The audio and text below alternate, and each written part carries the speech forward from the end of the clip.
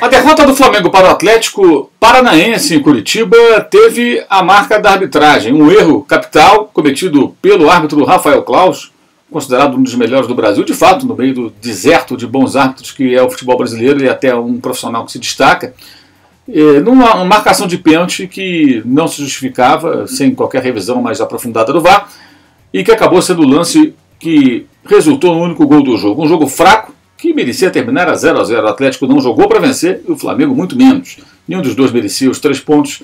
Na verdade, se fosse possível, o mais adequado seria que ninguém pontuasse, tal a má qualidade do jogo e o mau desempenho de ambas as equipes. O Atlético competindo mais, brigando muito, mas jogando pouco, o Flamengo menos ainda. Falaremos sobre isso nesse vídeo que tem o apoio e o patrocínio de OneFootball, o aplicativo que você pode baixar acessando o link que está aqui embaixo na descrição do vídeo. No OneFootball você encontra as matérias, vídeos, entrevistas, notícias, estatísticas, tempo real das principais competições do futebol pelo mundo, inclusive do Campeonato Brasileiro.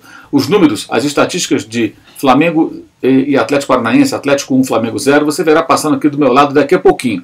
E lembrando que o Bayern ganhou o Campeonato Alemão, mas continua a briga pelo acesso na Bundesliga 2, da segunda para a primeira divisão, e claro, a luta pelas posições finais, classificação para a competição europeia, luta contra rebaixamento na primeira divisão do futebol alemão e a Bundesliga, primeira e segunda divisões, você continua acompanhando de graça ao vivo com imagens no OneFootball, além de outros campeonatos internacionais, tudo isso sem pagar nada. Faça o download do aplicativo, é uma maneira de você dar uma força para o canal. Quando você acessa o link que está aqui embaixo e faz o download, você mostra a força do youtube.com/MauroCesar para os nossos amigos do OneFootball. Esse jogo em Curitiba sempre tem algumas características bem peculiares. Pelo gramado, a rapidez do jogo, a bola numa velocidade maior, o Atlético usa muito, independentemente de qual seja o seu treinador. Muita bola longa, muito lançamento, muita jogada aérea, a bola fica muito viva e você tem que se adequar ao jogo. O técnico tem que preparar a sua equipe para se adequar àquela partida que tem características muito específicas. O Flamengo nitidamente não se preparou. Tá? O fato de ter preservado jogadores, que gera uma discussão absolutamente estapafúrdia entre parte dos torcedores, não é o problema. Você tem que gerar o elenco, você tem que poupar jogadores. Não há como jogar todas as partidas com o mesmo time. E não há garantia alguma de que o time que enfrentou São Paulo e Palmeiras com 2 boas exibições iria vencer o Atlético, porque esse jogo tem outras características. O mais importante ali era ter uma equipe capaz de executar um jogo mais adequado, aquele piso, aquele gramado, aquela velocidade, tentando tirar a velocidade do jogo, conseguindo ficar mais com a bola, ou se protegendo um pouco mais das armas mais utilizadas pelo Atlético, que nem foram tão bem utilizadas, tanto que o Hugo não fez nenhuma grande defesa. Houve uma bola do Terence no travessão, num erro de marcação, uma recomposição errada do Lázaro e também do João Gomes. Ninguém voltou para acompanhar o jogador do Atlético que chutou a bola no travessão. E o lance do gol num pênalti que muito mal marcado, né, numa jogada morta praticamente, um devaneio da arbitragem brasileira. Mas o erro da arbitragem, o lance capital, ele não anula a má atuação do Flamengo. O Flamengo tem que jogar mais. Num campeonato como esse, numa temporada tão atípica como essa, em que você vai ter várias competições apertadas no curto espaço de tempo, é fundamental que o elenco faça a diferença. E o elenco do Flamengo é melhor do que a maioria, mesmo poupando jogadores. Convenhamos, o Hugo é o goleiro titular hoje, então tinha Santos e Diego Alves no banco. Então não faltou goleiro. Ele Paulo Souza, escalou o goleiro que ele quis. O Isla é o atual lateral direito titular. A zaga tinha o Pablo, que jogou muito bem, estreou, reforço recente, e o Arão, que tem jogado também nessas últimas partidas na função. E o Léo Pereira compondo o setor esquerdo. Muita gente dizendo, ele não pode jogar lateral esquerdo, não tem condição. Tem sim.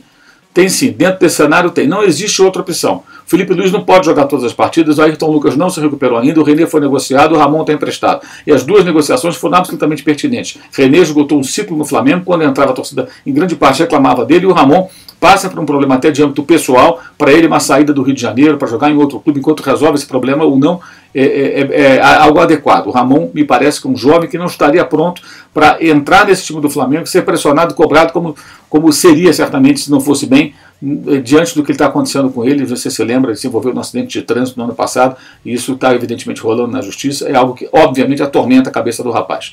Eu não estou aqui julgando se está certo ou errado, não cabe a mim isso, nem tenho essas condições, estou só tentando situar o momento do rapaz, e por isso também eu acho que é adequado, que foi adequada a liberação dele por empréstimo para o Red Bull Bragantino. Um clube que não tem tanta pressão, outro ambiente, outra cidade, ali ele pode se concentrar no jogo dele, enquanto resolve ou não essa questão aí do acidente de trânsito no qual se envolveu, que aliás provocou inclusive nesse acidente Esse acidente provocou, inclusive, a morte de uma pessoa. Então você tem aí dois laterais que saíram, você tem um lateral que chegou e não pôde estrear, e o outro que não vai aguentar jogar todos os jogos, até porque é um cara veterano. Então quem pode se encaixar ali é o Léo Pereira, até porque joga muito mais como um zagueiro pela esquerda do que como lateral. Ele não tem a função de usar o corredor apoiando, muito menos vai fazer as construções de jogada pelo centro, como faz o Felipe Luiz. A função dele é defensiva, ele é um zagueiro pelo lado esquerdo, gente. Então tem condições de jogar assim. Eu acho que o Léo Pereira ele não atende às expectativas que o torcedor tem, que todos têm, do elenco do Flamengo, até pelo dinheiro que ele custou. Mas ele estando no elenco, ele tem condições de fazer aquele papel, é o cara mais indicado. Não tem outro. Não tem outro. Esse é o cenário do momento. Então, mas não foi por causa do Léo Pereira que o Flamengo perdeu. Não foi ali que foi criada uma jogada de perigo. Ele nem fez uma partida ruim, se você comparar com o nível das partidas do Léo Pereira. Não comprometeu. Nenhum lance capital. Um erro ou outro pode ter cometido, mas nada demais. A jogada foi do lado direito, ele estava do lado esquerdo. Então não foi dele. Ele não participou do lance que definiu o jogo. Agora o Flamengo jogou mal. Competiu pouco, o Flamengo não conseguiu se encaixar dentro do que era o jogo, o Flamengo não criou, o Flamengo jogou uma partida muito fraca. E esse é o problema. E aí reside a responsabilidade do técnico e dos atletas. O Flamengo, pelo elenco que tem, pelos jogadores que atuaram, tinha que apresentar mais. Eu cheguei até a lateral esquerda, vamos continuar, no meio campo. Os dois volantes que têm sido titulares jogaram, Thiago Maia e João Gomes. Péssima atuação de ambos. Péssimo. Os dois muito mal, perdendo bolas, não conseguindo dominar e dar início a jogadas. Jogou a Arrascaeta. Jogou o Pedro, que tem sido pedido há tanto tempo. Jogou o Marinho, escalado, na minha opinião, de forma errada, inicialmente como ala, com o Lázaro pela meia direita, mas depois mudou. E nas duas funções o Marinho não jogou bem. Lázaro fez a sua pior partida, talvez, no ano. Ele que tão bem tem se saído nessa temporada com o técnico Paulo Sousa. Ou seja, erros do técnico na escolha, na formação, erros individuais em atuações fracas, um conjunto muito desastroso. E o que nós temos que entender aí é o seguinte: se o Flamengo tem esse elenco, é para poder girar, revezar jogadores. E quem entra tem que manter um bom nível. Isso é responsabilidade do técnico e dos jogadores. No caso do técnico, eu acho que está mais do que na hora do Paulo Sousa apresentar opções, variações no desenho tático da sua equipe para jogos específicos. Um jogo como esse, num estádio peculiar, fechado, né, com um gramado rápido, sintético, com um adversário que utiliza muito desse gramado, e deve fazer, evidentemente, isso muito bem, que é um gramado muito rápido, ele está mais adaptado. Você tem que preparar a equipe taticamente, estrategicamente, fisicamente para esse jogo. E o Flamengo não fez isso. O Flamengo foi como se fosse um jogo a mais, um jogo normal, e é um jogo, repito, com características muito peculiares. O resultado foi uma derrota, que o time não jogou bem, o adversário também não jogou bem, o jogo foi bem fraco, mas uma atuação muito aquém. Aí daí vem uma loucura, né, de muita gente que já acha, é impressionante assim, ainda mais na rede social, eu prefiro até ignorar. Não dá para levar a sério alguém que acha que enquanto o São Paulo estava ótimo, enquanto o Palmeiras merecia ganhar, jogou bem, e jogou bem as duas partidas, e que agora nada presta, o técnico é uma porcaria, não é assim. E ainda existem os biltres, né, que ainda mandam agressões na rede social com coisas do tipo, defende o técnico agora. Gente, eu não estou aqui para defender nem para atacar nada, eu estou aqui para dizer o que eu acho. Estou hoje criticando aqui o Paulo Sousa, acho que ele foi mal, e os jogadores também. Quando ele vai bem, a gente fala que vai bem. Agora, você não pode querer que um técnico, seja ele qual for, pode ser o melhor do mundo, tenha todas as partidas do time do bem. Vai ter momento de oscilação, vai ter momento que vai bem, vai ter momento que vai mal. Né? Você vê o caso do Abel Ferreira, de novo muito elogiado, porque o Palmeiras tratou em cima de um Corinthians muito desfigurado, né? Mas perdeu para o Ceará na primeira rodada, empatou com o Goiás com um gol no último minuto. No último lance do jogo, quase perdeu para o Goiás. Não tinha pontuado até o jogo contra o Flamengo. Fez o segundo tempo, aliás, super fechado, segurando ali o 0x0 contra o Flamengo, depois de uma boa primeira etapa. E o Vitor Pereira, no Corinthians, estava sendo elogiado por conta das duas vitórias contra Botafogo e Avaí, colocou um time muito desfigurado contra o Palmeiras, está sendo super criticado. Então, quer dizer, olha só que loucura, que gangorra. A gente tem que ter um pouco de equilíbrio nas análises, né? O mínimo que se exige. Né? O torcedor pode tudo sim, mas, desculpa, eu não vou ficar discutindo nesse nível, não tem condição. E mais, o Atlético Mineiro abriu 2x0 em cima do Coritiba e tomou 2x2. Boa equipe do Coritiba, bem montada pelo Murigo no Paraguai, que está lá desde a temporada retrasada. E o Coritiba fez um bom jogo, tomou 2 gols do Atlético em 2 falhas individuais graves no seu sistema defensivo e foi buscar o resultado. E o Turco Mohamed, o técnico, achou que o time poderia ter goleado no primeiro tempo. Talvez ele só contasse com erros do adversário e não da sua equipe. Né? O jogo Coritiba e Atlético não foi um jogo para o Atlético golear, muito pelo contrário. Embora o andamento do placar insinue esse tipo de coisa. O Coritiba não merecia estar perdendo por 2x0. Né? Pelo conjunto da obra. Mas já estava perdendo por conta de erros graves individuais. Num deles o jogador caiu sozinho. Foi o lance do segundo gol do Savarino. Então você vai encontrar essa oscilação em todos os times. O Atlético oscilou dentro do próprio jogo. O Palmeiras oscilou no campeonato, o Flamengo também. Isso vai acontecer. E não dá para ficar tratando cada vez que um time vai mal, que o técnico é uma porcaria, tem que mandar embora. Para formar uma opinião sobre o técnico Paulo Souza, nós precisamos de mais tempo. Ainda não houve tempo para chegarmos a uma conclusão do que ele é capaz. Ele já mostrou qualidades e tem apresentado defeitos. Acho até que às vezes é um pouco insistente e teimoso. Acho que tem que ter um pouco de flexibilidade. Especialmente para entender o contexto de cada partida, cada adversário, num futebol que ele ainda não conhece profundamente, como o Abel Ferreira já conhece, porque está há mais tempo.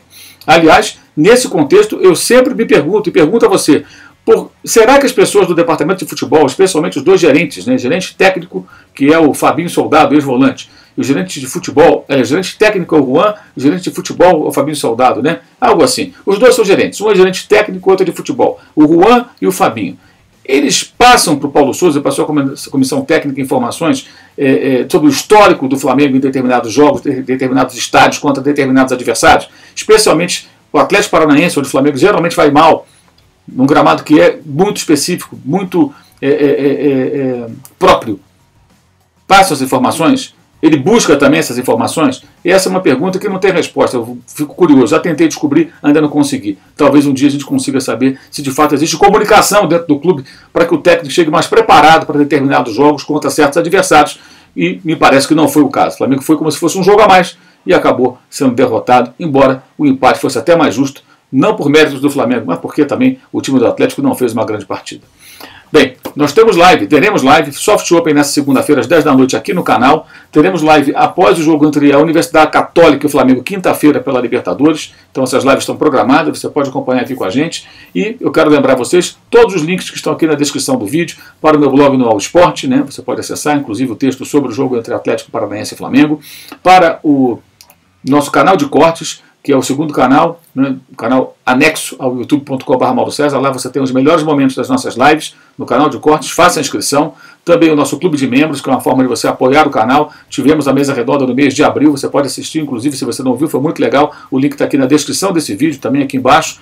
Você pode também acessar o link para o nosso curso online de jornalismo esportivo, também disponível para os interessados, e o Uso 360, que fabrica e disponibiliza, comercializa camisetas e canecas que divulgam o nosso trabalho, o canal, nossos bordões, a Live Soft Open e muito mais. Os links todos aqui na descrição do vídeo, como também para o Pingback, onde semanalmente eu escrevo sobre futebol. O texto dessa semana você encontra sobre Flamengo e Palmeiras, o link aqui embaixo na descrição desse vídeo. Acesse e veja o outro link, acesse o outro link que mostra como você pode participar dessa nova plataforma de conteúdo que é a Pingback. E a Tabum, sábado que vem, último sábado do mês de abril, mais uma live com prêmio de R$500 para o vencedor na Tabum. Live com quiz, perguntas e respostas sobre futebol. Começa às 11 horas. Se você for o vencedor, embolsa R$500 de prêmio. Estamos aí desde março, todo sábado às 11 da manhã, realizando essas lives na Tabum, que é um novo aplicativo. Se você não tem ainda, aplicativo de lives, faça o download. Link, obviamente, aqui embaixo na descrição desse vídeo. Lembrando, live Soft Open,